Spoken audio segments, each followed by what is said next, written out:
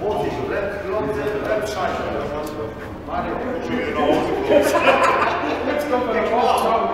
Mario, Bremsklotze, Bremsscheibe. Guck mal.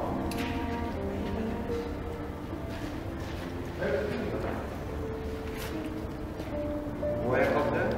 Frankreich? Ja, hier. Das ist für schnell. Diese Idioten, die Welt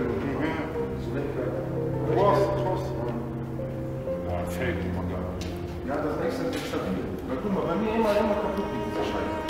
Weiß ich schon. Was gut, den Geschäft haben wir mein Bruder. Was soll man das 700 Euro? 150. Schön, Scheibenbremse, Alter. Du musst aufpassen, das ist nicht wie normale. Schon hat er gefahren, Alter, so gebremst, Junge, fast mit der Schnauze nach vorne. Das ist wie Packen. Aufpassen. Nicht dran gewohnt, ne? Was machst du jetzt da, Schuhe? Diese Plastikdinger. Das ist noch lange nicht fertig. Ich hab selber gemacht. Ja, und? Ist egal, ich mache das ein kleines Thema. Gar nicht. Ich habe so viele Kleinigkeiten gesehen.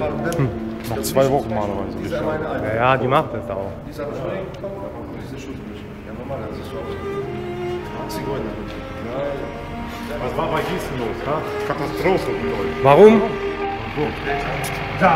Der sagt zu mir, wie ist doch so, Alter. Gar kein Dings.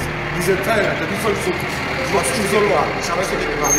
Ich wollte kommen. Die sauber machen. Schnell nach vorne. Boah, Katastrophe. Einfach Schnauze. Ich schwöre dir. So Banane. Darf man nicht gießen, das ist peinlich.